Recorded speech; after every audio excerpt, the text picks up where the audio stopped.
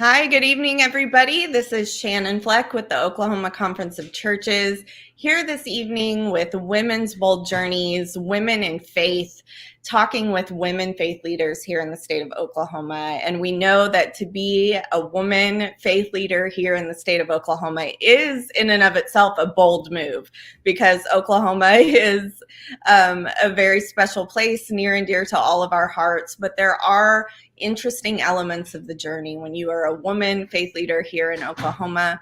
We're going to talk to a great diverse group tonight, and we're doing the format a little bit different. Rather than having everybody all at once, we're going to take 15 minutes with each of our panelists this evening to really hear their story, hear what motivates them, and hear how they have come to be who they are today. So to kick us off tonight is someone who is very near and dear to OCC, someone we've worked with very closely for a very long time, Rabbi. I just said Rabbi. And not the first time. That, you understand that I just said Rabbi, and that is what it is. It's really my superhero name. I mean, famous rabbis from the Middle Ages all had variations on Rabbi as their nickname when they got really important. So it just means I've arrived. You have beyond arrived. Rabbi Abby Jacobson. Good Lord. It's the double B. It's the double B, and you see it. And my brain just went Rabbi. And so there it is. It's your superhero name. Welcome. Thank you for having me. I really appreciate it. Yeah. Well, I just want to hear, and for those who are watching, to hear a little bit about who you are, how you came to find this call into ministry and your journey. So just let's start a little bit at the beginning. When did you first realize that this was a journey you wanted to pursue? I didn't. Not all rabbis have a strong personal sense of divine call. I would say it's probably 50-50. Okay. I personally have a very strong sense of being called by God. I would not be a rabbi if I didn't feel called by God. And I know some people say, oh, must be nice. That's a pretty healthy ego you've got there, feeling like God wants you doing something. But on the other hand, I mean, I know God calls people to other occupations, but if God's going to call you to something, clergy, I think, should probably be one of those things that we should entertain as a possibility. So I actually identify strongly with the idea of Jonah and being someone who is running away from something a lot. I grew up on a cattle ranch in Central Florida, which I think many people might assume there just aren't a lot of Jews in cattle ranching in Central Florida. And the answer is there aren't a lot of Jews in cattle ranching in Central Florida. Florida may have a lot of Jewish people, but not so many in the rural central of the state. And, you know, I knew Jewish people, was affiliated with a synagogue. We had to drive an hour each way to get there. I know in Oklahoma, for people outside of Oklahoma City and Tulsa, that's not so foreign. And, you know, I had a tremendous sense when I was 4 years old, because I was one of those little serious children, that if God wanted me to do something, the least I could do was do it. God's given us a lot. I didn't know what that meant, but I wanted to go in that direction, see what happened. The trouble was, being a small Jewish community, we didn't have a lot of resources. There was no Jewish parochial school, which we call Jewish day schools. They didn't have those. There was only one synagogue, and then eventually there was a second one. You know, there wasn't a tremendous amount of Jewish infrastructure. And so I think I was putting out a tremendous air of energy, of effort. And I think people resonated with that. I remember various times people saying to me, oh, you're going to be a rabbi, like almost dismissively, like, oh, this sort of religion thing is a sign that you're going to be a rabbi. And I got really angry. I was like, but I don't want to be a rabbi. I just want to be a Jewish person who is fully observant. I'm doing all the things I'm supposed to do. I'm observing all the traditions. That's all I want to be. I know there's a community of people like that, not necessarily on the cattle ranch where I lived, but Yeah. in my Jewish world, this exists. And you know, it got to the point where it was ridiculous. I was paying a Shiva call. I was paying a condolence call. The widow of someone we had known in the synagogue. He'd been a colonel in the military, in the army, and then we found out later he was the inventor of the plastic glue bottle. We were at the home, and in Jewish tradition, we go and bring worship services to the home after a person has died, so the family doesn't have to go somewhere and worry about getting dressed up in that. And I didn't know it at the time, but his daughter-in-law, I was in my teens, she was in her 30s, she had kids my age, or just about. His daughter-in-law, the daughter-in-law of the deceased, who did not live in Florida, whom I had never met before, walked up to me and said, "Are you going to be a rabbi?" She didn't say hello. She didn't introduce herself. She said, "Are you going to be a rabbi?" And at the time, I wanted to go into the foreign service. Okay. My country and see the world. Yeah. So I said, I was thinking of being a diplomat if I can make it that far in the foreign service. And she said, "Oh," and walked away. This happened to me all the time. People just thought I was going to be a rabbi. And so when I was 17, my father died. And, you know, I was not raised in a particularly religious home. We were somewhat religiously observant, but our 2-day-a-year folks are called High Holy Day Jews. We were more High Holy Day Jews than anything.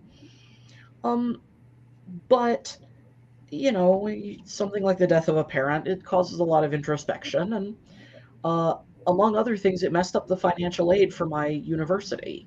So I had to reapply to get my FAFSA again. Yeah.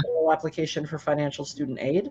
And when I did that, I was too late to get a scholarship, and I needed some need-based aid. And even though I now had a single parent and all of that, I couldn't get it because they'd just run out of money. So I was forced to defer the year, which I know is not a huge tragedy, like boo-hoo, I have to work a year before college.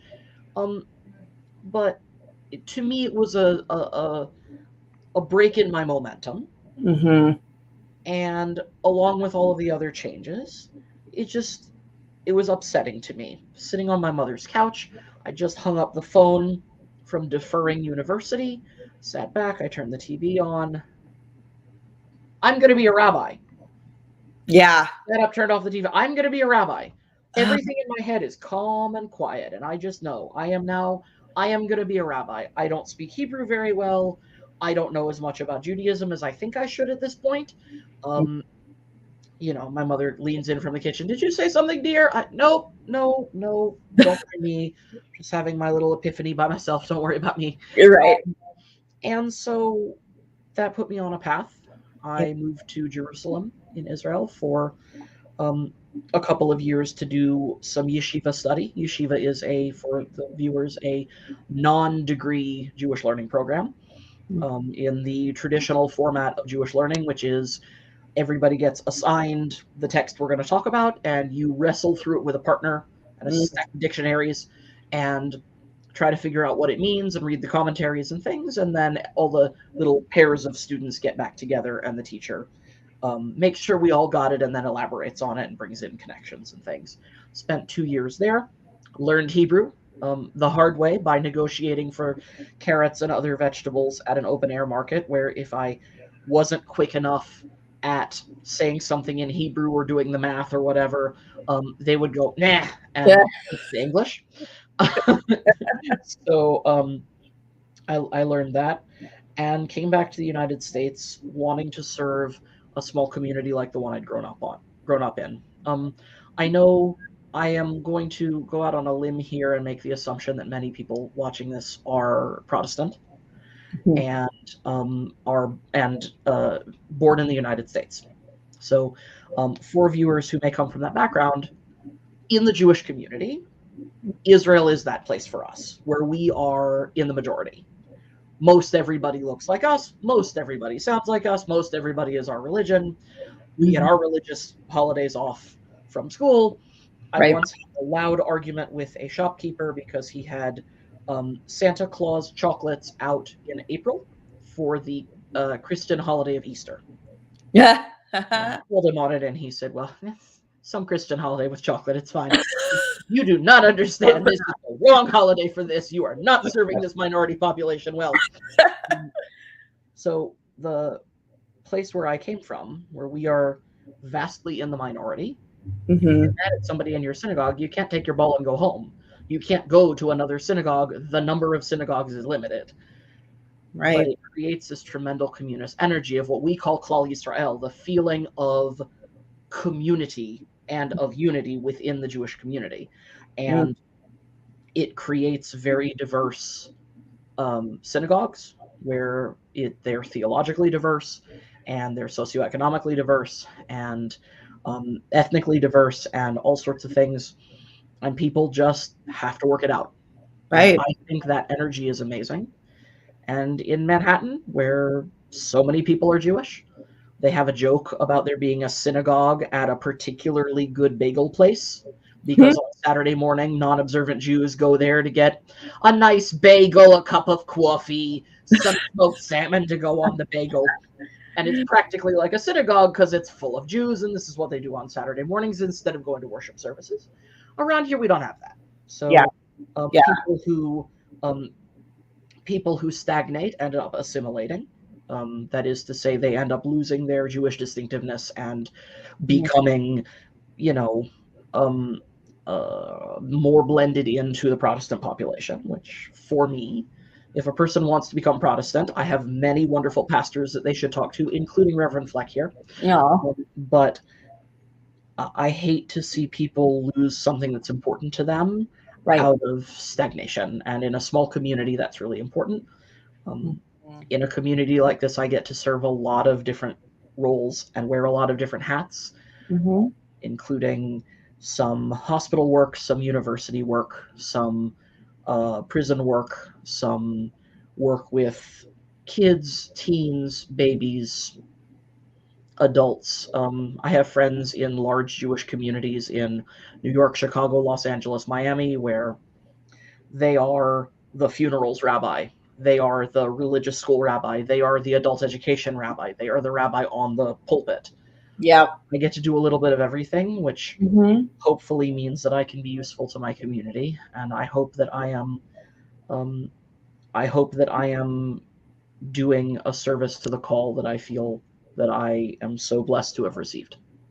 Well, and I can attest to the fact that you are more than living into that call for your community. Thank you. And I love that perspective of what it's like to be in a minority faith here in the state of Oklahoma. What is that like, briefly, to do so as a female? I think Oklahoma has conversations at a different speed than the coasts do. Yeah. I think we do some things a lot more slowly and some things a lot more quickly. Okay. We had a female governor way before a lot of other states did. And that has nothing to do with, conservative or liberal or any of the other things. We just do things at our own speed when they make sense to Oklahoma. The female rabbi thing, I got very lucky. My community was ready. I am the first female rabbi to serve a synagogue in Oklahoma. As far as I know, I'm the first female rabbi to live in Oklahoma, although we are proud to boast one female rabbi who was born in Oklahoma but is serving a pulpit elsewhere. But my community was just ready to set aside the scary idea that a woman might practice religion differently than a man. And when they saw that I didn't have, flower petals to sprinkle on people and a muumuu and a tambourine, which is yeah, exactly. It was that's sort of the old stereotype of what a female rabbi might be. Right. They saw that I was just a regular rabbi. Yeah. I believe that in terms of gender, I got very lucky because my community was ready for a female rabbi, and they were ready to embrace me as me. and not as my gender, not as a representative, not as a token, not as a, well, heck, I guess we'll have to take you. But they were just ready to have whoever showed up that was willing to roll up their sleeves and do the work. Here I am. I can't have asked for a luckier placement than finding this community. It was what we call in Yiddish beschert. It was a pairing that was meant to be. And that's wonderful. Very fortunate in that regard. Yes. Well, and Oklahoma's fortunate to have you. I didn't say at the beginning, Rabbi Abby Jacobson is at Emanuel Synagogue here in Oklahoma City. It's our conservative synagogue of the conservative tradition. So, Rabbi Abby Jacobson, thank you for kicking us off this evening. Again, Rabbi is your superhero name from here on out, and I'll own that. And we'll get that printed on some capes soon. Yeah. A nice tallit, a nice prayer shawl. Yeah. Okay. All right. If anybody's watching that can like embroider Rabbi on a prayer shawl, would be an amazing gift. Thank you so much for having me, Reverend. Blessings, and I'm sure I will see you very soon out in the community. Stay well. You too. Okay. Joining us next is another very good friend of OCC, Aliye Shimi, who is hello. Hey, I need to come up with some clever name to call you now, because I definitely called Rabbi. I love that, Rabbi. I love that. That's awesome. I think we should all, have I'll have a scarf that says Rabbi on it. Rabbi's supporter, Rabbi's cheerleader. Yes, we love Rabbi. I love it. That's right. We love her, and we love you. We are so fortunate to have Reverend Dr. Shannon Fleck here in Oklahoma. We are very fortunate to have you. And Abby, and all of our. When we were talking about who to have tonight, the list is endless of amazing women that are here in the state, and that's such a gift. And it is. Aliye, you are the executive director of Tulsa Metropolitan Ministries in Tulsa, Oklahoma. Yes. And you are from the Muslim tradition. And I know. A lot of people just, I think, don't really realize that women can take on a faith leadership role of this magnitude within Islam. So do you want to talk a little bit about how you found your way into... Absolutely. So I'll touch briefly about my history here in Tulsa, Oklahoma, and how I came into this role. And then I want to go back and revisit what you said about women in leadership roles pertaining to Islam. Because of the faiths that are represented this evening, Islam is the only one that does not have women in the pulpit as far as a faith leader. So I'd like to touch on that here in a minute. But my parents are immigrants, Turkish immigrants, and they immigrated to the United States July 4th, 1975. They came from Germany, and they hopped on the Queen Elizabeth II, and 9 family members landed on Staten Island. And I still tease them to this day about the fireworks, because they thought it was for them. And, little did they know it's for 4th of July. And so I still get a kick out of that. But they bought a Winnebago. They drove all the way down to Oklahoma, and here we were. And then 2 years later, Aliye was the first in Tulsa of the family to be born and bred. So I am a born and bred Okie from my family. So the first of my family. My family background, they are not very observant. I mean, they practice, but, kind of in moderation, prayed, sometimes. My father was more observant. God rest his soul. He just passed recently, but the rest of my family members were not. And so he was actually one of the founders of Islamic Society of Tulsa, which is the mosque, the only mosque that we have in Tulsa. I know in Oklahoma City, you guys are blessed. You have 5 of them, but here we have 1. It's a monopoly. Anyways, and so, we went as children to the mosque on Sundays. We learned how to read Quran and pray and, do all those kind of good things. And as all people do, in my teenage years, I started questioning whether this is the faith for me. Because as I said, my family wasn't very practicing. I met and married my husband shortly after. And my husband is of Syrian descent. He was born and raised in Abu Dhabi, and he has officially been here a lot longer than he's been over there. And so as we started having children and started raising our children, we really wanted to make sure that we ensured that our children had that educational background, that religious background, and that cultural background to tie them into it. So I started taking them to the mosque, and then I started becoming one of the youth leaders there. And I saw as, that they needed some help with their youth leadership. So I did that for quite some time. I started teaching some of the religious classes there, some of the Quran classes and things like that. So I started working in that direction. My actual educational background is in medical molecular biology and different medical sciences. Oh, wow. But I always volunteered. And I might mention that I was not identifiably Muslim up until 2004. So anybody that met me just thought I was just some white girl, from Oklahoma that had a weird name, and so that was about it. So my faith never came into question. Maybe later on, as they met me, as we became really, close friends, and then faith might have come up in discussion. But other than that, that wasn't the first thing that they saw, right? That wasn't. It was, oh, she's a Muslim or whatever. That didn't come up, right? Right. So, I was kind of oblivious, I would say, even being born and raised in Tulsa, Oklahoma, of all places, to some of that discrimination that would go on with another faith. Some of it I saw with my African-American friends, with my Hispanic friends and things like that.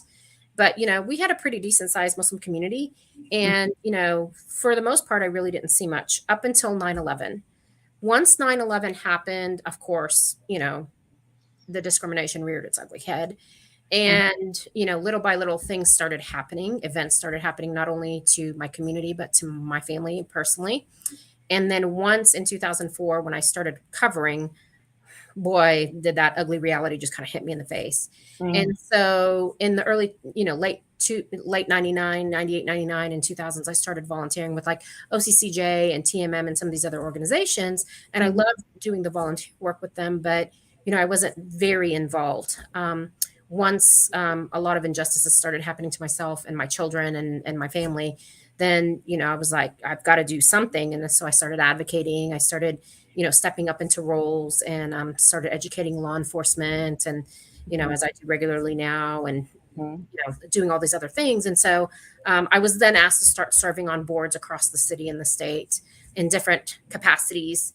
And then I became a board member of TMM in about 2012, 2013. Then in 2016, I was hired in as the associate director. And then in 2017, I became the executive director. And I'm the first Muslim woman executive director of an almost 86-year-old interfaith organization, which started out as a Protestant organization back in 1937. Yeah. So yeah, we became ecumenical in 1961. They started working with the Catholic community in Tulsa, Oklahoma, and they got national fame because they were the first organization to work with the Catholics when it was so taboo to work with the Catholics. And in the 70s, they started working with the Jewish community. In the late 80s, early 90s, they started working with the Muslims. And now we work with everybody: Hindus, Buddhists, Baha'i, pagans, you name it, all spiritualities. And so I will say that even within the faith community, there's a lot of exception, but there has been a lot of opposition as well, particularly from our Protestant communities, people firing off warning shots and things like that. But, it's been pretty interesting. It's been a very interesting, and I wouldn't change it for the world. And, it led me to these amazing friendships that I have with you and with Abby and with so many others. And so it's been amazing. Oh, absolutely. Talk a little bit about being a leader in Islam and what that's like as a woman. Sure. So in the Islamic faith, our faith leaders are called imams or muftis. So muftis are like the equivalent of our bishops or our popes, right? There's a handful of them around the world. And then there's imams everywhere, right? And so you could be a self-proclaimed imam, but like Imam Josie, who is a shining example for our state of Oklahoma, who is absolutely amazing. One of my dearest mentors, and, I absolutely adore him. PhD, has all the credentials behind him. And I don't have to tell you about Imam Josie. And so we are just so blessed to have him in the state of Oklahoma. But for the most part, men are the only faith leaders that we have, and particularly because they are the ones that lead our 5 daily prayers. because our daily prayers are physical, and there's the bending down, and then there's the prostration all the way to the ground. You can imagine why it would be very distracting for a female to be standing in front of a group of males, bending down and bending over. I don't think they're going to be thinking of God when all that's happening. It's just, that's just humanity. That's just how we're built, right? This is physiology. And so hence that's why we don't have female imams. However, we do have tons of sheikhas, or female scholars. So like Dalia Mujahideen is she's absolutely amazing. We have Linda Source. I mean, I can go on and on and on and on about some of the female, sheikhas that we have. And so, I mean, even when we look back at history, the first university in Egypt, centuries ago, was owned by a female, was started by a female, back when it was taboo for women to do anything. And so as far as education goes, it's women leading the way. And when it comes to our communities, I know Imam and Josie can attest to this. It's the women in our communities that do all the community service, that are out there doing all the outreach. And so I have had some amazing leaders like Cheryl Siddiqui, who was one of my mentors, and Auntie Cheryl, I grew up with her, and she's been absolutely amazing. And to be able to work with her forever has been just amazing. And so, we've come up with plans and ideas and programming, and for whatever reason, everybody loves to work with us. So we love it. We love it. Yeah. And, so when this position, when I was offered this position, some people in my community, not all, most of the people in my community were of course thrilled. But of course, just like any community, you have those that are still stuck in their archaic way of thinking and can't handle the fact that a female is leading the pack. And it throws people for a loop sometimes. And, they'll look at me and they'll be like, well, where's the actual leader of the group? And I'm like, you're looking at her, And so it is what it's fun. Yeah. I feel like people might be a little more curious about when you started wearing the hijab and the discrimination that you felt, that religious discrimination. Are you comfortable talking a little bit about that? Absolutely. I mean, we'd be here for days if so a lot of people have this misconception that it's forced upon women, and that, Islam treats women so submissively, and that we don't have any rights. If you actually read the Quran, and if you actually look at all the rights that are actually given to women, it's the poor guys that we should feel bad for. Because, when I do all my cultural training, and I tell people, I said, the saying, what's yours is mine and what's mine is yours? That doesn't hold true in Islam. What's his is mine and what's mine is mine. And that refers to money, that refers to land, that refers to all of that. In the Islamic tradition, and in fact, all over the Middle East, women actually don't take their husbands' last names, right? That is their identity. They stay with their own last name. I took my husband's last name because my maiden name is Zeroglu, Ozeroglu. Shimi is so much easier. Shimi, right? So it's so much easier. And so, of course, day in, day out, I hear sly remarks from people. Do you actually walk 10 steps behind your husband? I'm like, no, the dude tries to catch up to me most of the time, but it is what it is. Right. Right. And, things like that. But, so it was a personal choice. And whenever you choose to, and if you choose to become more devout and practicing, it is about modesty, right? And so a lot of people don't know that we actually epitomize the Mother Mary, and that's why we cover, right? Yeah. And so there's an entire chapter 19, that is called Surat al-Maryam, chapter about Mother Mary, that is dedicated to her in the Quran. And so there's an entire chapter about women, Nisa, as well. And so, so that's first and foremost. And then, so I've been attacked on the street. I've been physically attacked, all sorts of fun stuff. Unfortunately, my children have been attacked. And, and then when you call law enforcement and you think they're going to come and protect you, and no, they decide they're going to protect the attacker, that was not going to fly. And so that's how I started training law enforcement, after I figured out what the hoops I had to jump through to be able to start doing cultural training for law enforcement. So luckily, when I'm in Tulsa, if I have an issue, I'll just call up the chief or the deputy chiefs, or I'll call our FBI office or whatever, or our sheriff's department. I don't have that luxury when I'm traveling elsewhere and I'm being attacked. But at least I know what my rights are. And luckily we have the Council on American Islamic Relations care everywhere.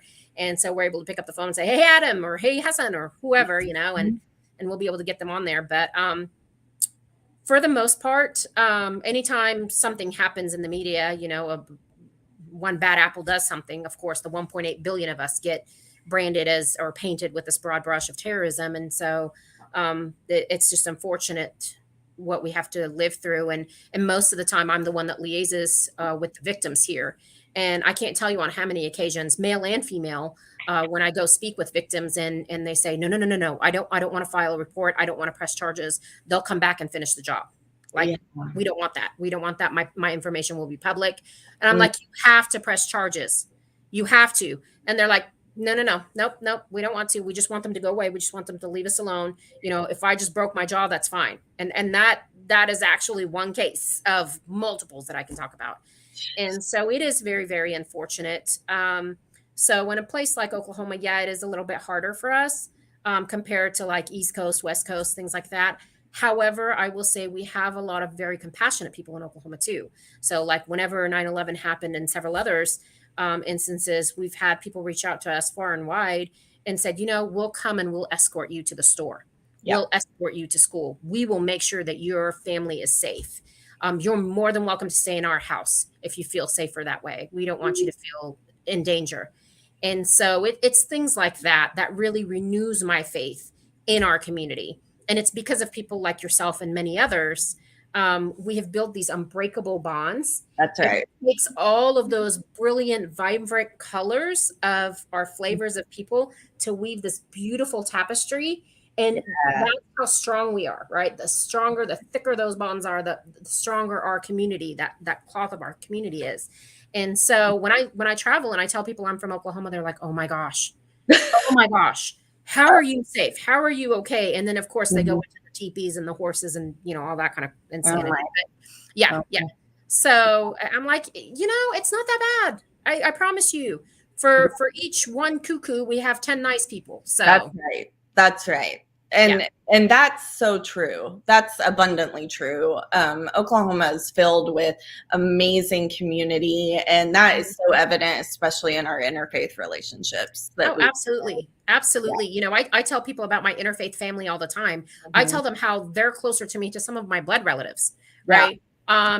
Just a few years ago when I was going through cancer treatment, and unbeknownst to me, every hour I had a different faith leader who would come and pray with me during my chemo treatments every week. And that went on for a year. I had faith leaders from Oklahoma City, who drove out here to sit with me for an hour during my chemo treatments, and that was such an education for all the people around me at a Catholic hospital where I was doing my cancer treatment.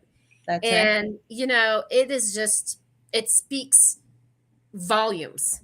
And I think that had a personal impact on the outcome of my treatment and on the trajectory of my healing.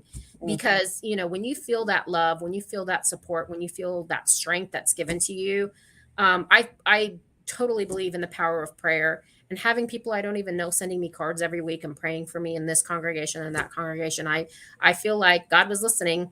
And so the more voices, the better, so absolutely right.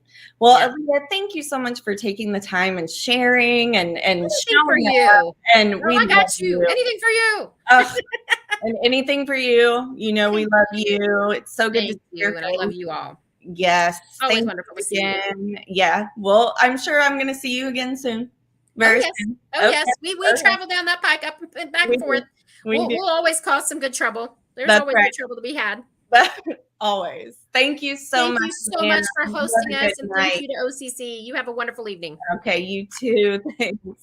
Aliye Shimi with TMM, and now we have the Reverend Josie Busby, who I have never had the pleasure of meeting. So hi. Hi, Shannon. How are you? I'm good. How are you? I'm good. Thank you. That was so exciting, and that's so awesome to listen to that and get encouraged and just be the cheerleader in the background. Yes. So awesome. Yeah. So, Josie, you are a pastor in Blackwell, Oklahoma. Yes. Yeah. So tell us a little bit about what it's like well, tell us a little bit first about your journey into being an ordained minister, and then what it's like to do so in a small town in Oklahoma as a woman. Oh my goodness. So my journey started, first of all, I am a senior pastor here in Blackwell, America, about 6,000 people. So it's really pretty small compared to many places. Small but powerful because it's community. My journey began, I was not raised in a Christian home. I was never around anybody that encouraged myself or my husband. So our journey began together in a small community in Perry, America, Oklahoma, right smack dab. And in our lives together, the journey, this thing called church was very, very new to my husband and I both. And it was only because of a pastor chaplain from the Nazarene church that kept inviting my husband to church and kept saying, you've got, would you just come visit us? And I had never heard of a Nazarene church before. Yeah. I never had friends tell me about different churches. And so I kept thinking it was something, a cult of some sort. It's like, I'm going to tell you the truth about myself. I was not raised anywhere close to anything that knew who Jesus was, who Christ was as our Savior. And so because of this chaplain, because of this pastor that was that rode around with our police officers, who my husband at that time was, I was able to visit a church that loved God. And through that ministry and through that church itself, my husband and I started going. We started listening to the Word of God. And the Lord just started working in my heart. And I couldn't figure it out because I never even understood what it was all about and what that was like. And so I received the Lord in 89. I was baptized in 1990, February of 90. My husband was baptized with me and our journey began. And at that moment, the trajectory of our life totally changed together and knowing who Christ was. And then the trajectory for our children changed. And so that was the journey. We came to a different church. The Lord was calling us somewhere different. When you're a new baby Christian, what I call in that new journey, you're not sure. But the Lord called us to a different church. And it was in that church in Ponca City, Oklahoma, that the Lord really started working on me. I love teenagers. And I was a troubled teen. And I just knew that had I passed away in that time period when I was a teenager, that I had no idea who the Lord was. So I started working with the kids only because someone had asked me for a Wednesday night program to come sponsor, to be a crowd control. Yep. And so that's what I did. And so I was crowd control for a couple of years and was doing a lot of things youth wise. I love the kids. And I could just feel the Lord calling me into something deeper. I just didn't know what it was. Mm-hmm. And so within the church, they have elections. Someone wanted me to be a youth NYI director, had no idea what it was all about. And I just kept refusing. I didn't think I was good enough. Oh, no. Our journey, I didn't think I was good enough. Yeah. What changed my life forever was in 1995 when the Oklahoma City bombing occurred. On that day, I turned on the television and the Lord spoke to me and I cried all the way back into Ponca City. And I got to my pastor's desk and he just looked at me and he's like, what is wrong with you? And I just had these tears and I was just so broken. And I said, I've been telling the Lord no, but today I'm telling him yes. And I don't know what that looks like. But I'm willing. And so that was where my journey began. And the Lord was calling me into ministry and then to be a pastor. Oh my gracious. I was scared to death. Yeah. You know what? God is so good. So that was my beginning journey. And that's how I even got into even seeking the Lord and knowing who he was and what he wanted for my life. So wow. Yeah, kind of crazy, isn't it? I feel like all of the stories feel crazy when we're living in them. I think the world kind of tells women, especially in this field, that it's not for us. And so when we do experience a call and we do experience this movement from this holiness inside of us, Mm-hmm. we naturally feel not worthy or not good enough to walk that path. And so when we do, it feels very countercultural or counterintuitive. And so it takes a different kind of strength for a woman to walk that path. Definitely. Mm-hmm. Yeah. Yes, for sure. Like in Blackwell.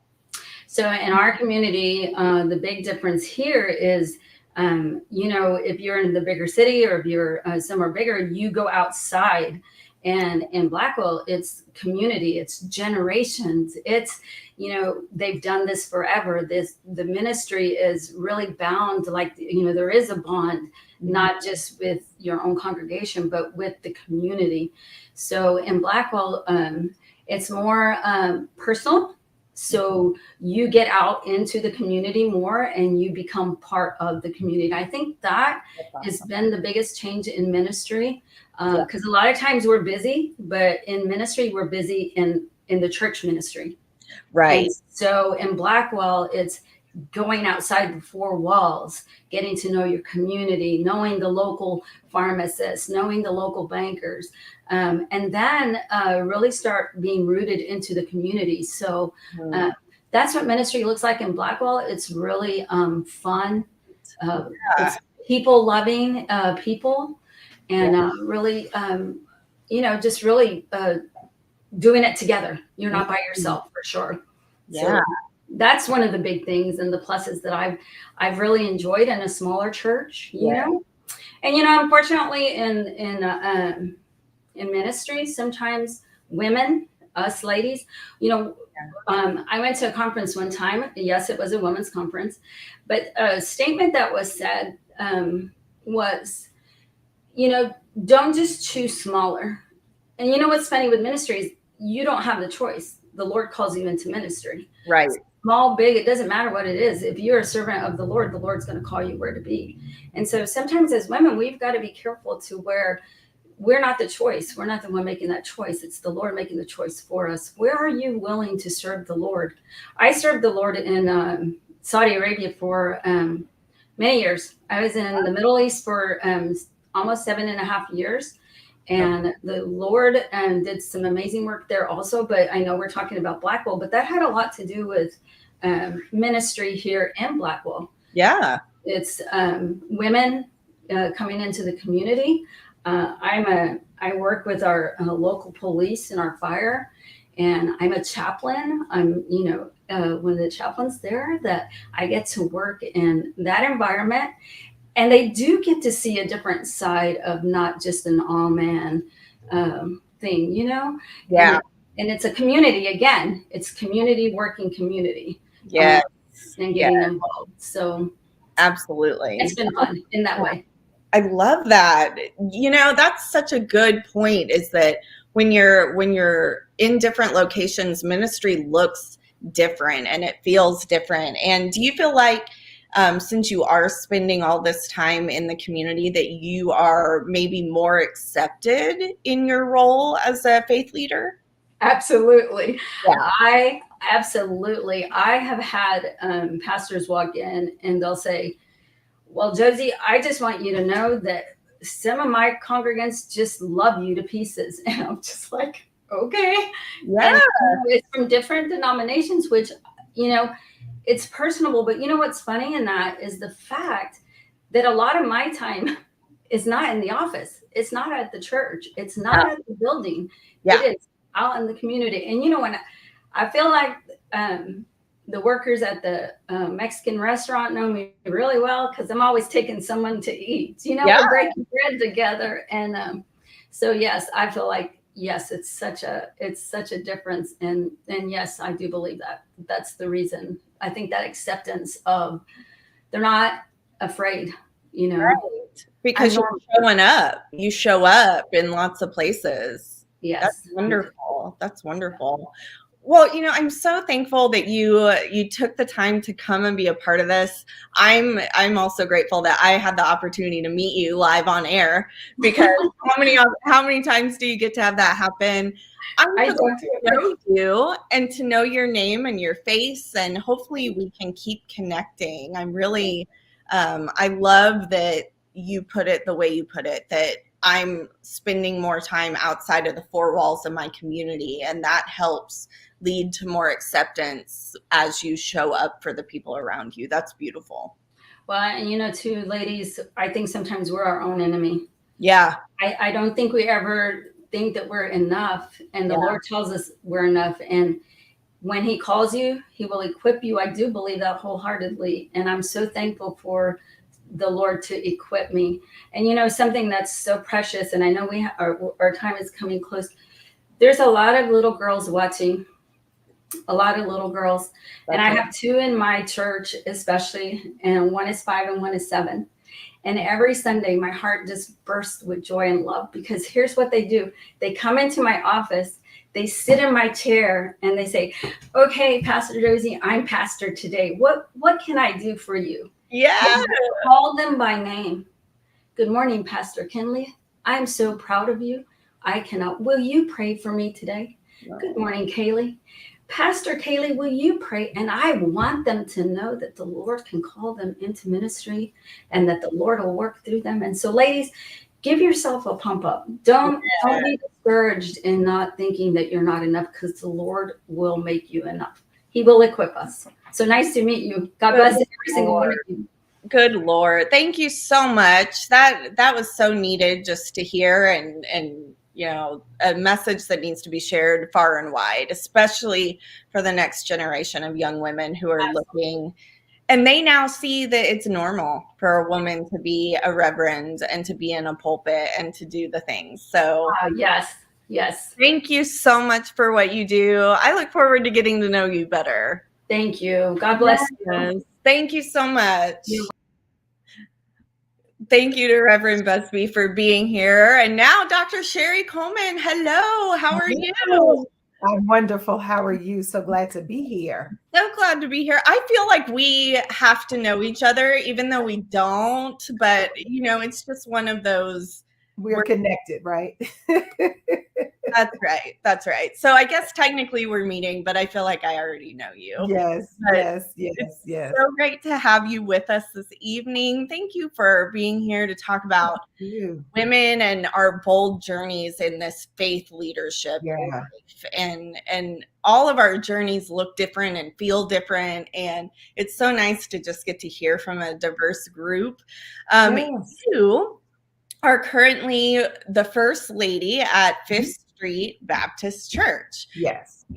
And for a lot of people who are outside of the Black church experience, they may not know what a first lady is, or that or how the first lady facilitates ministry within the life of the church, and what that role is like. So I'd love for you to just kind of talk about your journey. Sure. And what it's like for you as a faith leader. Yeah. So for me, first of all, thank you, Dr. Shannon. It's a pleasure to be here. The other ladies that were on, they were awesome. It was wonderful to hear their story. Yes, my husband is the senior pastor of 5th Street Missionary Baptist Church, but I have been in the church since I came out of the womb. So I'm not from here. I'm from Philadelphia, Pennsylvania. Okay. And so grew up singing in the choir. My mother was in the choir. My father was a deacon. So I called myself a church rat. And so we were there all of the time. Then went to college, Spelman, and my husband was at Morehouse, and we did worship there. It's funny, as college students, 2 different organizations, but I sang on a group on my campus. He was a preacher, and then he just chased me down and asked me to marry him. He came and got you. Yeah. And so we came to Oklahoma. Well, from Spelman, we went back to Philadelphia. I did podiatry school. So I am a foot and ankle doctor and podiatrist. Okay. Wonderful. In seminary. Okay. And in 1998, he was called to the ministry here at 5th Street Baptist Church. And I came as the good first lady. Okay. So in the Black church, that's basically just the pastor's wife. Okay. I will probably say I don't follow the traditional pastor's wife role. Okay. So what is that? What is that? I may have seen, the lady on the front row with the hat, and she she did the women's ministry, Okay. whatever it was. I would say, because when we got here, how in the traditional Black church or Baptist church, you might have deacons who would begin the worship service. Well, I came from a Kojic background, Church of God in Christ, Pentecostal. Okay. Praise and worship teams. Yeah. So I was the first one that brought a praise and worship team to this Baptist church. And so I call us Bapticostals. I love that. I love it. And so from the very beginning, I was very active, either with, directing the youth choir, with women's ministry, singing, praise team, all of that. And so just over the years, just doing ministry with him in that vein, knowing that there was favor and anointing on my life, and a call on my life. But the call on my life did not mean that I need to stand in the pulpit and proclaim. Yeah. And so I would always say, no, God didn't call me to preach. I am anointed. I'm favored. I don't shy away from that. I understand that. But I'm like, no, I don't need to preach. Yeah. Well, let's say in 2019, I think I preached my first sermon called and I like to say, it's not that God, I hit a brick wall up that I was running from God. I just began to shift. My needs began to shift. My relationship with God began to shift. I think after I lost my father at the beginning of 2019, and my mother had passed in 2013, but I was opening myself up even more to the possibility that God could blow my mind, no matter what I was doing. So if I was in the classroom, I would still say that's my pulpit. If I were singing, that was my pulpit. And so finally, I think in the city, I saw women who could, say it and slay it. Yet she may not have been recognized. So instead of being the preacher, she was the speaker. And and I'm like, okay, well, I went to school to be a podiatrist. You still call me doctor. I'm doing, all of these things. And so I said, you know what? I cannot be a critique. I can't look at a man preaching or a woman preaching until I go and get my education. So yes, this podiatrist went back to school. I'm in Phillips Theological Seminary. PTS. Yes. And I said, I don't know what you would have me to do, Lord, but I'm open. And so part of that is, if I'm going to walk the walk, if I'm going to talk the talk, then let me do some studying. So it's amazing how things, being in school opens up your mind to things. And so even some of those traditions that I was raised believing and holding firm to, I realized that has nothing to do with Jesus. Oh, yeah. And so I am excited about this journey in school, and then I'm able to share with other women. Yes. Right? One of the things we just had a couple of years ago, probably around the time that I decided to go back to school, there was a young girl, and I never heard a young woman say, I want to go into ministry. So here I am, almost 50, and she's in the office like, yes, and I want to do ministry for God. I was like, you're 20 years old. What is this? And then we had a reverend move to the state, and female, she had pastored someplace else. And here's the other thing. My aunt went to Union Theological Seminary. So I've seen women in ministry. I just, it just didn't register. It didn't register until it was time to register, basically. That's right. And so I began to shift. And so no, I'm probably not the traditional first lady or pastor's wife, but that's okay. That is okay. And you are fully a faith leader and have been. And I love that how you worded that you are anointed, and you can be anointed and not be in a pulpit. And you can be a leader in your faith tradition without that. However, but you also noticed that when women were stepping into that space, they weren't getting necessarily the same wording or recognition as the men. Right. And so it's time just to change that narrative. Agreed. And so, my husband is a stickler on even young pastors, young brothers in the ministry. Hey, you need to go to school, Doc. You need to go to school, Doc. You need to go to school. Yeah. It's different. It's different. You can have the burning, but it's nice to have the learning to go along with the burning. Oh, and so since he was so much a stickler with that, I said, you know what? Let me do the same thing. Let me go to school. And so it's amazing the conversations that take place. That first semester, he told me, he said, this is not Sunday school. You're not going to school to you might go to seminary, like, this is not it. Right. But what I learned in VBS and Sunday school, when you begin to pick apart that's right. The truth, and just the history, your eyes are open, but it also makes you more aware of it. For me, it is increasing my faith. Yeah. It's changing my narrative a little bit, but it's definitely, I'm learning and growing who I am in God. That's right. That's right. Seminary is not for the faint of heart. That's for sure.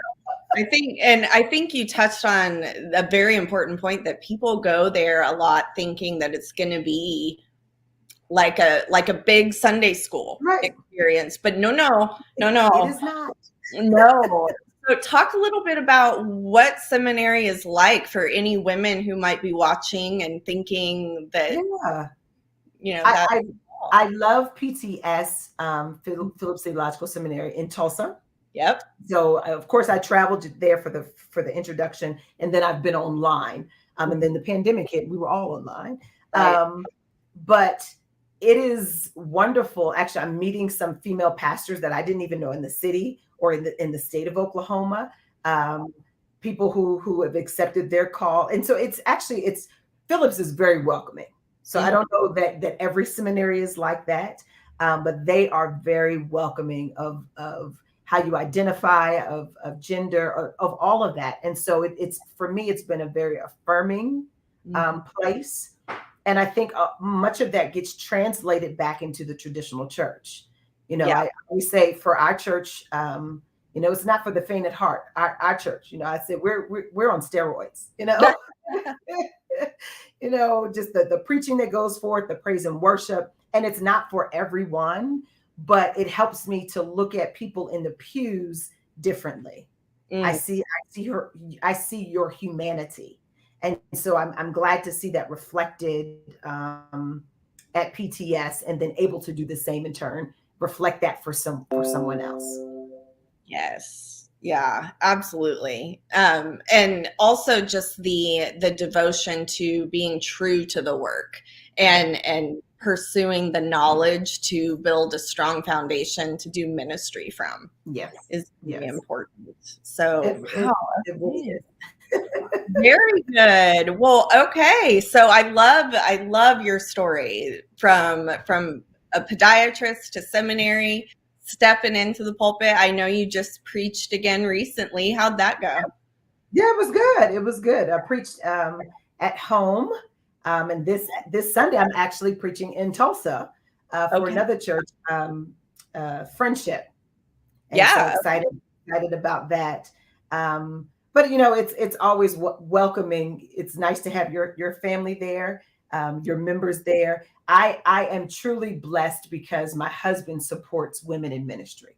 Yes. And so I do realize that there are other women out there who are struggling or trying to figure out, do I shift? Do I answer the call? And you love your spouse, but they don't see women in ministry. So I am extremely grateful to have his support. And as soon as I finish preaching, he doesn't do this with everybody. He usually waits, the next day they'll critique it. So we were sitting in the office, and he said, well, yeah, we'll talk later. Yeah, because I'm going to tell you, just what is it? And so just the conversation that took place there, he was like, yeah, that was a good point. Did you think about this? I was like, yes, honey. So it was good to be able to bounce that, that he trusts me, right? Yeah. And then he could trust my emotions to tell me, okay, you could have moved this point a little differently or said this. Oh, but babe, that was really good. So I am blessed that my husband is so supportive in my call. That's wonderful. Good. Very good. Very good. Dr. Coleman, thank you so much for coming and sharing with us and talking about your journey and sharing just about your role and how you've come into this new space. I'm really excited for you. Thank you. I appreciate it. This has been a pleasure. It has been a pleasure. Thank you. Thank you so much for joining us. And thank you to everyone who has watched this evening. I'll let you just hang out for the closing, Dr. Coleman, if you're good with that. Yep, close it out with me. Women in ministry are a foundational element of the work, especially here in Oklahoma. The list of women we could have visited with tonight is endless, and that is one of the most beautiful things. And as a woman who grew up not seeing women in the pulpit, it's so important to be able to shine a light on the women who are doing the work now. So thank you to Dr. Coleman. Thank you to Rabbi, Abby Jacobson, Aliye Shimi, and Josie Busby for joining us this evening. Have a blessed evening and good night. Mwah. Good night.